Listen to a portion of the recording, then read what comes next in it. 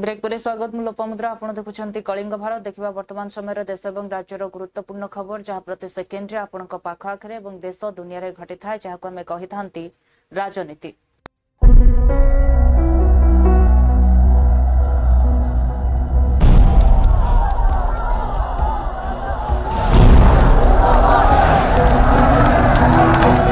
राजनीति जेउठी गोटे ही सत्य जितिबा जेकोसी मूल्य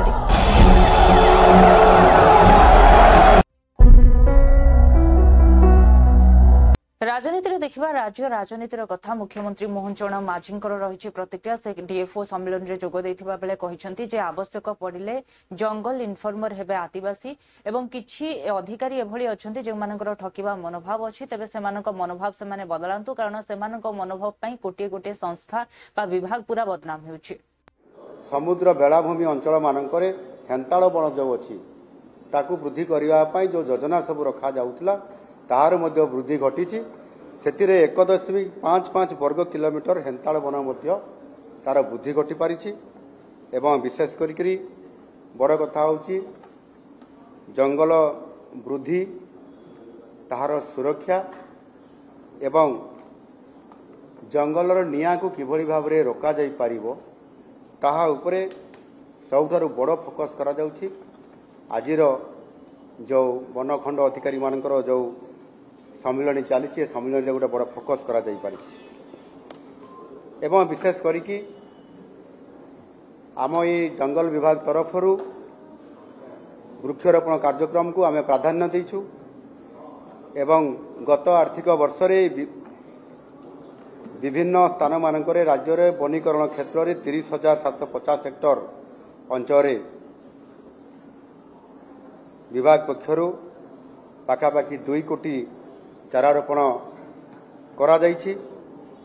यह निश्चित भाव में गोटे जंगल विभाग रो बड़ सफलता कुआ जाई पारिबो एवं विशेष करके आपण माने समस्त जानिछंती जे परिवेश को सुरक्षित रखिबा पाई जंगल सृष्टि को एक मिशन हिसाब रे नबा पाई आम यशस्वी प्रधानमंत्री नरेंद्र मोदी जी बहु बड़ गुरुदायित्व से नहीं एवं एक पेड़ माँ के नाम यही अभियान रे से आज वृक्षरोपण करवा पाई लोक मान को अपील करथिले विभाग तरफरु लोक मान तरफरु विभिन्न प्रतिष्ठान तरफरु ये कार्यक्रम को समर्थन देवा एवं भागीदारी हेबा कारणरू एवं आम ओडिशार जहाँ टार्गेट दिया जाइथिला हमको 6 कोटी 50 लाख चारा वृक्षरोपण करबा पाई आमे ताकू अचीव करलु एवं 6 कोटी 50 लाख जगह 6 कोटी 72 लाख चारा वृक्षरोपण करिकरी 100% रु अधिक 105% आम वृक्षरोपण करिकरी एक देश रे चतुर्थ स्थान अधिकार करबा मते बहुत बड़ भूमिका आमे नै पारिछंती। एणु निश्चित भाव में या आखि आगे रखिकी बड़ चैलेंज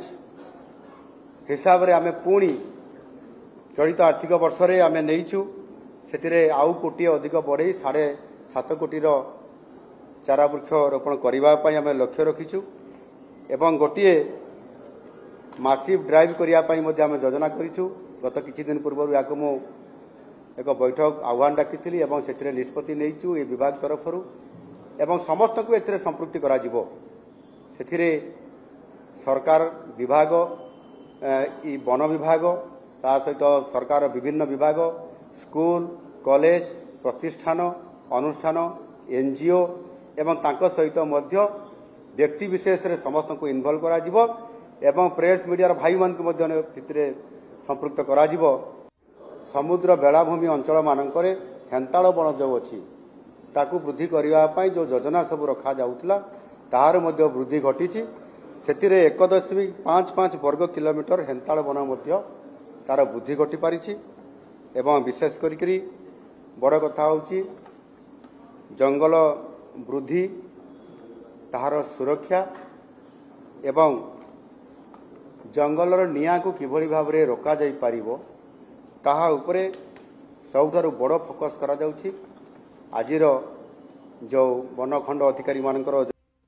नारी निर्यातना को नहीं प्रतिक्रिया रखिछन्ति कांग्रेस वरिष्ठ नेता तथा विधायक रामचंद्र काडाम से कहिछन्ति जे आवश्यक पड़िले नारी सुरक्षा पाई पदयात्रा को ओह्लाइब कांग्रेस। आपण सब जानती जे आमे नारी सुरक्षा कथा कहिकरी आमे सस्पेंड हेतिलु वर्तमान लगातार भाव रे बालेश्वर कथा कहतु बड़ंगा कथा कहतु तमाम राज्य रे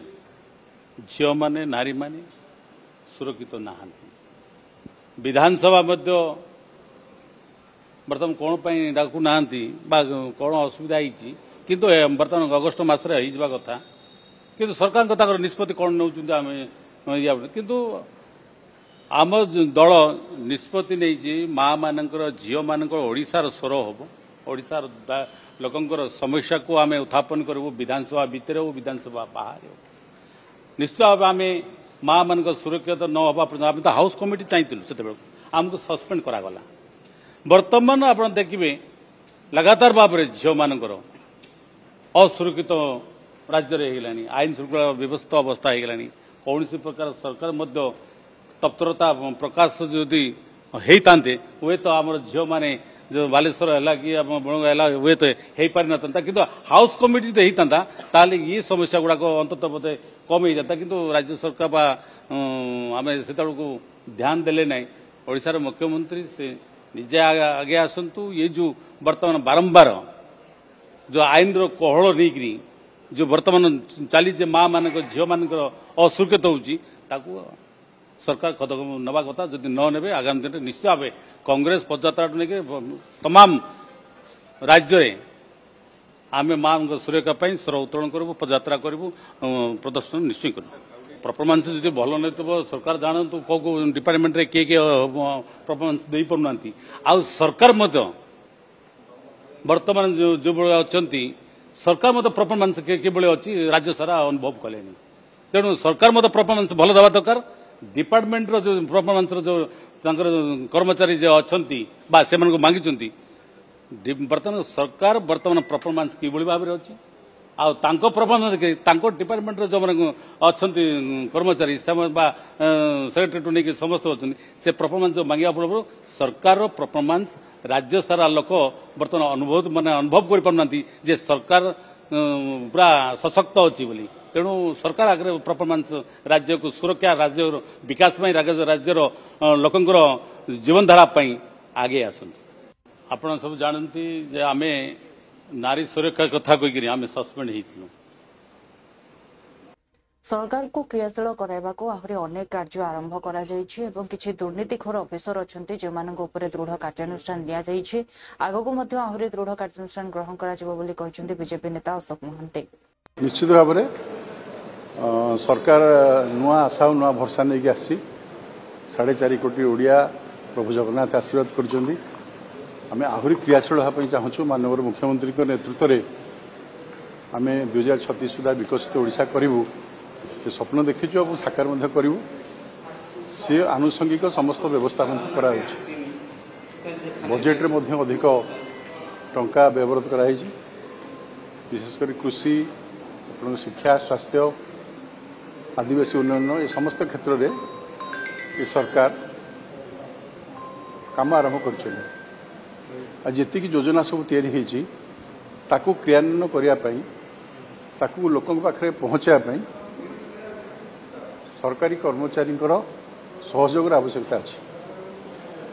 सरकार एवं सरकारी कर्मचारी एवं प्रतिनिधि एमानकर मिलित उद्यम रे समस्त योजना लोक पाखे पहुँची पार तेणु से दृष्टि आज आम सरकार को आहरी क्रियाशील करने काम आरंभ कर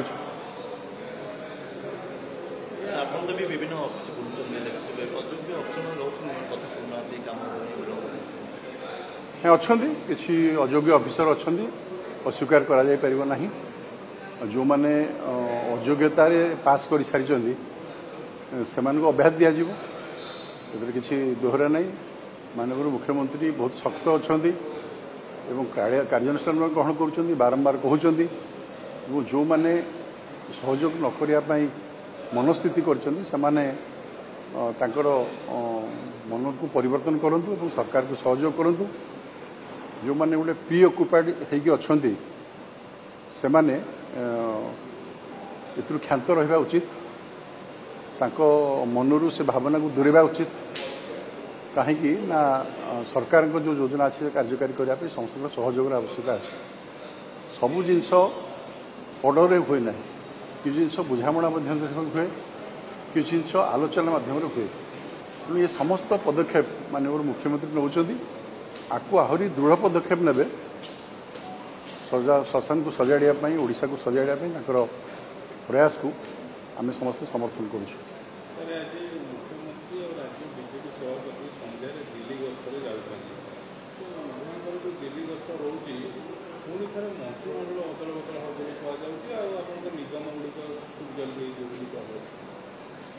ମାନ୍ୟବର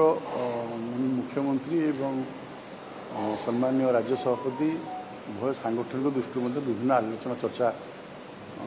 କରୁଛନ୍ତି। ବର୍ତ୍ତମାନ ସାଂଗଠନିକ ପ୍ରକ୍ରିୟା ଅଛି, ତେଣୁ ସେଥିପାଇଁ କେନ୍ଦ୍ରୀୟ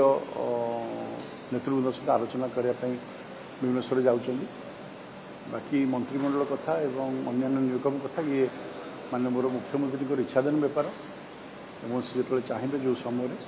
ସେ ସମୟରେ ୟାକୁ କରିବେ। ସେଟା ତାଙ୍କ ନିଜର ବ୍ୟକ୍ତିଗତ କାର୍ଯ୍ୟକ୍ରମ, ତା ଉପରେ ମୁଁ କୌଣସି ଟିପ୍ପଣୀ ଦେବା ପାଇଁ ଚାହୁଁନାହିଁ। ସାଂଗଠନିକ ଦୃଷ୍ଟିରୁ ଦଳ ଆଉ ସରକାର ଉଭୟଙ୍କ ଭିତରେ ଯେଉଁ ତାଳମେଳ ରହିବା କଥା ସେ ତାଳମେଳ ଠିକ୍ଠାକ୍ରେ ହେଇଛି, ଆରମ୍ଭ ହେଇଛି ଏବଂ ଅନୁରୂପ କାମ ମଧ୍ୟ ହେଉଛି। ଆମେ ଆମର ସାଂଗଠନିକ ପ୍ରକ୍ରିୟା ବୁଥଠାରୁ ରାଜ୍ୟ ସଭାପତି ପର୍ଯ୍ୟନ୍ତ ଠିକ୍ଠାକ୍ରେ ସାରିଲୁ। ନିଶ୍ଚିତ ଭାବରେ ଆଇନ ଶୃଙ୍ଖଳା ପରିସ୍ଥିତି ଯୋଗୁଁ ରାଜ୍ୟ ସରକାର ଗଣେଶ୍ୱର ବେହେରା ସେ କହିଛନ୍ତି ଉପବାଚସ୍ପତି ଯେଭଳି ଭାବେ ମୁଖ୍ୟମନ୍ତ୍ରୀଙ୍କୁ କହିଛନ୍ତି ଯେ ଉତ୍ତରପ୍ରଦେଶ ଆଇନ ଆଣିବା ପାଇଁ ଏଥିରେ ସ୍ପଷ୍ଟ ପ୍ରମାଣିତ ହେଉଛି ଯେ ରାଜ୍ୟରେ ଆଇନ ଶୃଙ୍ଖଳା ପରିସ୍ଥିତି ସଠିକ ନାହିଁ ବରଂ ବିପର୍ଯ୍ୟସ୍ତ। ମାନ୍ୟବରା ଉପମୁଖ୍ୟମନ୍ତ୍ରୀଙ୍କର ମନ୍ତବ୍ୟରେ ଏକାଧିକ କଥା ପ୍ରତିଫଳିତ ହେଉଛି। ପ୍ରଥମ କଥା ହେଲା ଓଡ଼ିଶାର ଆଇନ ଶୃଙ୍ଖଳା ଅବସ୍ଥା ବିପର୍ଯ୍ୟସ୍ତ ହୋଇଛି। ସେଇଥିପାଇଁ ସେ ଅନୁଭବ କରୁଛନ୍ତି ଯେ ପ୍ରଚଳିତ ଆଇନ ଯଥେଷ୍ଟ ନୁହେଁ, ଆଉ ଏକ ନୂଆ ଆଇନର ଆବଶ୍ୟକତା ଅଛି। ତେଣୁ ନୂଆ ଆଇନ ଆବଶ୍ୟକତାର ଅନୁଭବ ହିଁ ଆଇନ ଶୃଙ୍ଖଳା ପରିସ୍ଥିତିର ଅବସ୍ଥାକୁ ସୂଚନା ଦେଉଛି, ଇଙ୍ଗିତ କରୁଛି। ଦ୍ୱିତୀୟ କଥା ହେଲା ଏହା ମଧ୍ୟ ସତ୍ୟ ଯେ ସେ ଅପରାଧୀମାନଙ୍କୁ କଠୋରରୁ କଠୋରତମ ଦଣ୍ଡ ଦେବା ପାଇଁ ଚାହୁଁଛନ୍ତି। ସେଥିପାଇଁ ଏ ଆଇନ ଯଥେଷ୍ଟ ନୂଆ ଆଇନ ଗୁଣ୍ଡା ଆଇନ ଉତ୍ତରପ୍ରଦେଶ ଭଳି ଆଣିବା ପାଇଁ ପ୍ରସ୍ତାବ ରଖିଛନ୍ତି। ଏ ପ୍ରସ୍ତାବକୁ ମୁଁ ସ୍ୱାଗତ କରୁଛି। ଅନୁରୂପ ଭାବରେ 2021 ମସିହାରେ ପୂର୍ବତନ ବିଜେଡି ସରକାର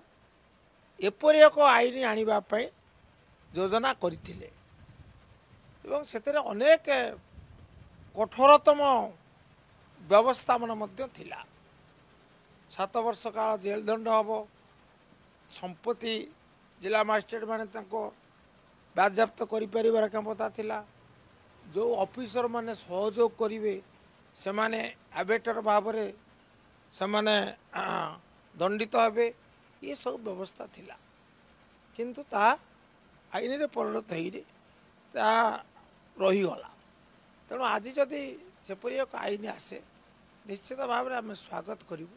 କିନ୍ତୁ ଆଉ ଗୋଟିଏ ଦିଗଟିକୁ ମଧ୍ୟ ଭୁଲିଯିବା ଉଚିତ ନୁହେଁ। ପ୍ରଥମ କଥା ହେଉଛି 21 ମସିହାରେ ଯେଉଁ ଆଇନ କଥା କୁହାଗଲା ସରକାରଙ୍କ ତରଫରୁ ଆଇନରେ ବ୍ୟବସ୍ଥା ମଧ୍ୟ କରାଗଲା, ଲୋକେ ତାକୁ ରୂପ ଦେଖିଲେ, ସେ ଭୂମିଷ୍ଠ ହେଲା, କିନ୍ତୁ ତାହା ଯେ ପ୍ରସ୍ତାବ ଆକାରରେ ରହିଗଲା, ଆଇନରେ ପରିଣତ ହେଲାଣି। ଆଜି ତ ଇଏ ପ୍ରସ୍ତାବ ଆକାରରେ ଅଛି। ଏ ଆଇନ ଆଗେ ଭୂମିଷ୍ଠ ହଉ, ତାର ପ୍ରାବଧାନ ଆମେ ଦେଖୁ, ତାପରେ ଆମେ ଆଇନ ବିଷୟରେ ଅଧିକ କହିପାରିବୁ, ଉପଯୋଗିତା ବାବଦରେ କହିପାରିବୁ। ତାପରେ ତୃତୀୟ କଥା ହେଲା କେବଳ ଆଇନ ହେଲେ କ'ଣ ଆମର ସମସ୍ୟାର ସମାଧାନ ହେଇଯିବ, ଅପରାଧ ନିୟନ୍ତ୍ରଣ ହେଇଯିବ, ଅପରାଧୀଙ୍କୁ ଦଣ୍ଡ ବିଧାନ ସହଜରେ ତ୍ୱରିତ ଗତିରେ କରାଯାଇପାରିବ? ନା, ଆଇନ ତ ଯଥେଷ୍ଟ ଅଛି, କିନ୍ତୁ ଆଇନର ଯେଉଁ କାର୍ଯ୍ୟାନ୍ୱୟନ ଇମ୍ପ୍ଲିମେଣ୍ଟେସନ୍ ଅଫ୍ ଲ ସେ ହେଉଛି ଗୁରୁତ୍ୱପୂର୍ଣ୍ଣ। निर्भर करे प्रशासक मान आज जी आईन अच्छे जी ताकर सदुपयोग करा जाता ताहले आउ एक नुआ आईन आवश्यकता अनुभूत हुआ ना ये परिप्रेक्षी में मोर गोटे चमत्कार कथा मन पड़ुची आप निश्चित आप्रिशिएट करेंगे सी हूँ आपंकर टीएन सेशन सी मुख्य निर्वाचन आयोग थिले सी गोटे पुस्तक रचना करिसेंती माननीय उपमुख्यमंत्री मंतव्य श्रीमंदिर रे आईन आहरी कड़ाकड़ी हेबो एवं जो भाव में विभिन्न समय अनेक दुर्बृत्त मैंने विभिन्न हिडन कैमेरा नहीं श्रीमंदिर भितर पशिवा चेष्टा करुछंती फोटो उठाइबा चेष्टा करुछंती सरकार गंभीरतार सह चिंता करुछंती आगक केभली भाव में चेकिंग प्रक्रिया कड़ाकड़ी हेबो ता उपरे चिंता करा जाउछि बोली कहछंती आईन मंत्री पृथ्वीराज हरिचंदन। देखो एक कथा तो स्पष्टता अच्छी आमे ओडिशार जनसाधारणंकर आशीर्वाद रु एटी सरकार को आसीचु एवं ओडिशार विकास पई काम करिवार लक्ष्य नै कि हम सरकार को आसीचु तेणुक जो माने आमर गति सहित जो माने आमर इच्छा शक्ति सहित जो माने सरकारंकर काम करिवार शैली सहित निजको अकोमोडेट न करिवे पारिबे सेमानंकर निश्चित भाव में तांका प्रासंगिकता सरीजिवो एवं से दृष्टिकोण को आखि आगे रखी जा करा जिबा कथा कराजिवो। देखंतु ए जो महाप्रभु श्री जगन्नाथंकर संस्कृतिर प्रचार और प्रसार पई जो व्याख्यान केंद्र एवं म्यूजियम कथा जो कथा घोषणा करा जायतला से बाबद रे माननीय मुख्यमंत्री भी किछ दिन तळे ताकू घोषणा करी निज तरफ घोषणा करथिले से कथा को ताकू टेक्नोलॉजी दृष्टिकोण रु हो किंबा म्यूजियम परिचालना दृष्टिकोण रु हो को भली भाव में विश्वस्तरीय एक अत्यंत उत्कर्षतम व्याख्यान केंद्र रे ताको परिणत करा जाय परिबो सेतिपई आमे जो भारत वर्ष रे विभिन्न स्थान रे थिबा जो विश्वस्तरीय व्याख्यान केंद्र गुड़िक ताकू देखिबा को जाइथिलु हमर जो ऑफिसर माने विशेष करके चीफ एडमिनिस्ट्रेटर प्रथम पर्याय रे जाइतिले अन्य ऑफिसर मानक भितरे हमर पूर्त विभाग रो सचिव प्रमुख शासन सचिव कल्चर एवं टूरिज्म विभाग रो शासन सचिव माने समस्ते ताकू देखी एवं सेठी जो टेक्नोलॉजी रो कोन अडॉप्ट कराइछि कोन कराइछि से सब बाबद रे चर्चा आलोचना करके आमे जाइथिलु एवं ये जो द्वितीय पर्याय रे आमे बिहार रो पटना म्यूजियम और बापू टावर जो महात्मा गांधी को ऊपर जो म्यूजियम इंटरप्रिटेशन सेंटर तैयारी अछि तार ऊपर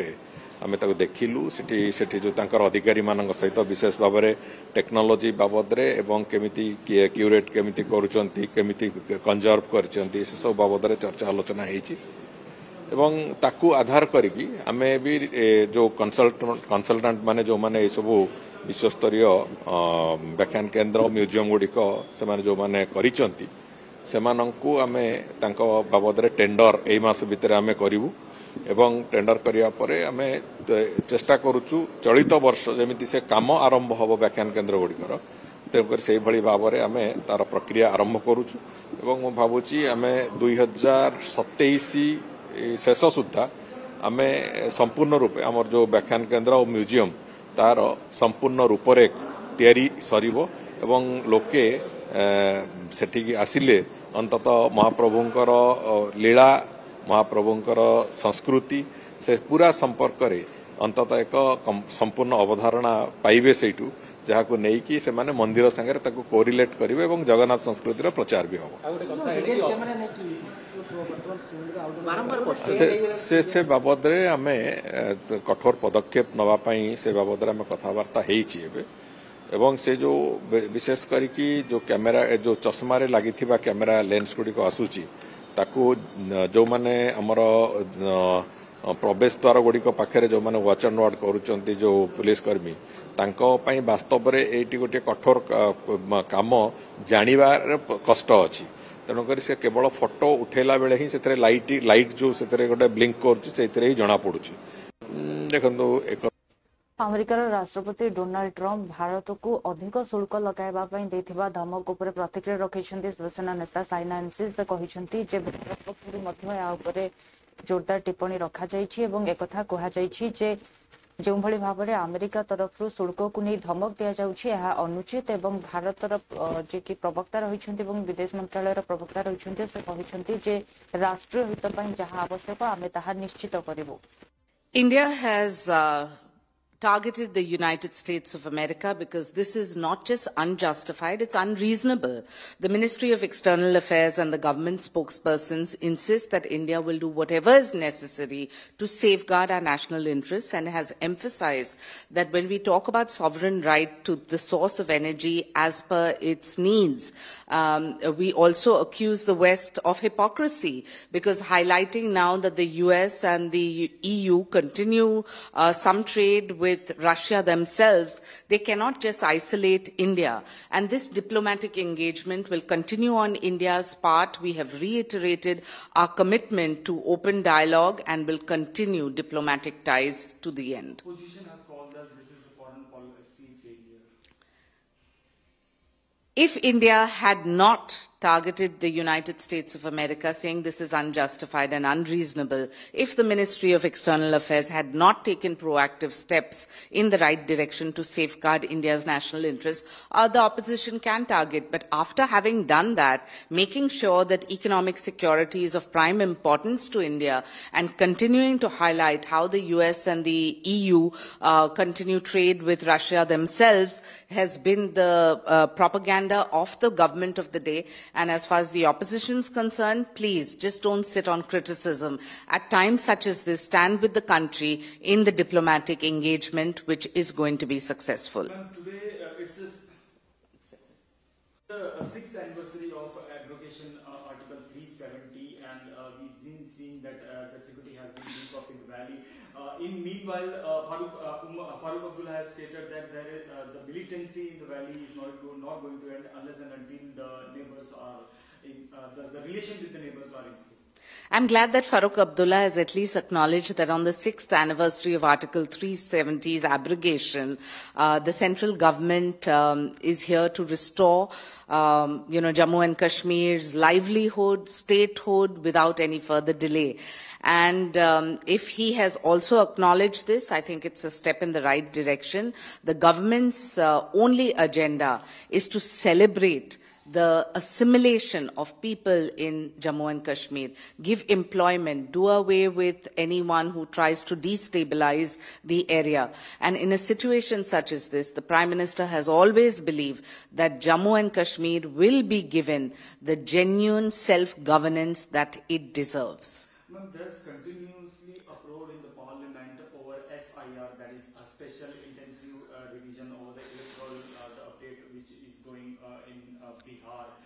The opposition party is demanding that there should be a discussion on it.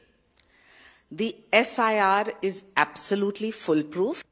America Bharat ଉପରେ 25% ରୁ ଅଧିକ ଶୁଳ୍କ ଲଗାଇବାକୁ ନେଇ ଦେଉଥିବା ଧମକ ଉପରେ ପ୍ରତିକ୍ରିୟା ରଖିଛନ୍ତି କଂଗ୍ରେସର ସାଂସଦ ମନୀଷ ତିୱାରୀ। ସେ କହିଛନ୍ତି ଯେଉଁଭଳି ଭାଷାରେ ଆମେରିକାର ରାଷ୍ଟ୍ରପତି ଭାରତକୁ ଧମକ ଦେଇଛନ୍ତି ତାହା 140 କୋଟି ଭାରତୀୟଙ୍କ ସମ୍ମାନକୁ ଏବଂ ସ୍ୱାଭିମାନକୁ ନିଶ୍ଚିତ ଭାବରେ ଆଘାତ ପହଞ୍ଚାଇଛି ଏବଂ ମୋତେ ଆଶା ଅଛି ଯେ ସରକାର ନିଶ୍ଚିତ ଭାବରେ ଏଭଳି ବ୍ୟକ୍ତିଙ୍କୁ ଉଚିତ ଜବାବ ଦେବେ। Well, Mr. Donald Trump's disparaging remarks hurt the dignity and self-respect of 144 crore Indians. I do hope that the government shows the resolve and the spine to stare this gentleman down. It is extremely unfortunate that in the discourse among nations, such vile language is being used by the president of the most powerful nation in the world. And the time has come to call out this constant bullying and hectoring. But yesterday you tweeted also and reminded the America about the 1971 issue and all. What is all up this about? India has a historical evolution of standing up to anything which is against the Indian national interest. In 1971, when we were liberating East Pakistan, the Kissinger-Nixon duo sent a task force of the 7th Fleet, led by the aircraft carrier Enterprise, into the Bay of Bengal to stave off the surrender of Dhaka. It didn't stop the then Indian government from liberating the people of East Pakistan from a genocide which was being perpetrated by the West Pakistanis. So therefore, under those circumstances, we have a historical record of standing up straight and not succumbing to any kind of hectoring and bullying. Mr. Trump's tariff threats need to be replied. PDP नेत्री महबूबा मुफ्ती कहते आज हूँ केवल जम्मू कश्मीरवासी नुहे बरम पूरा देश एक कला दिन कारण संविधान रे बहुमत को व्यवहार कर जो भाव में 370 35 एर शेष कर तेरे यह कहवाक चाहे जे समस्ते जागृत होबार समय आसी। आपने देखा हालात का आपको अंदाजा हो गया कि हम यहाँ 100-150 लोग जमा हो गए हैं और गेट के बाहर हजारों की तादाद में फौज और पुलिस को लगाया गया है। ये खुद ही कहानी बताता है जम्मू कश्मीर के हालात क्या हैं। देखिए आज का जो दिन है ये न सिर्फ जम्मू कश्मीर के लिए काला दिन है बल्कि पूरी कौम के लिए, पूरे मुल्क के लिए ये काला दिन है। आज के दिन जो इस मुल्क की कॉन्स्टिट्यूशन है, संविधान है, उसकी धज्जियां उड़ाई गई और वो भी कहाँ उड़ाई गई? पार्लियामेंट के अंदर जो रूलिंग पार्टी है उन्होंने अपनी ब्रूट मेजॉरिटी का इस्तेमाल करके जो हमारे मुल्क के आईन ने जम्मू कश्मीर को एक खुसूसी पोजीशन दी थी 370 की सूरत में, उसको अनकॉन्स्टिट्यूशनली खत्म कर दिया। आप श्योर क्यों कर रहे हैं? खत्म कर दिया उसको। और उस वक्त लगा हमारे पूरे मुल्क में जो लोग थे और लीडरशिप थी उनको लगा ये जम्मू कश्मीर का किस्सा है, हमें इसके साथ क्या लेना देना है। जो हमारे मुल्क के लोग थे उनको ये पता नहीं था कि एक बार कॉन्स्टिट्यूशन को सबवर्ट किया गया जम्मू कश्मीर में के अंदर तो ये पूरे मुल्क में ये बीमारी फैल जाएगी। उसके बाद आपको पता है जो शुरुआत जम्मू कश्मीर से हुई। देखुले वर्तमान समय गुरुत्वपूर्ण खबर को नहीं राजनीति समय हो एक ब्रेक पर खबर प्रसारण जारी रहिबो। देखुथांतु कलिंग भारत।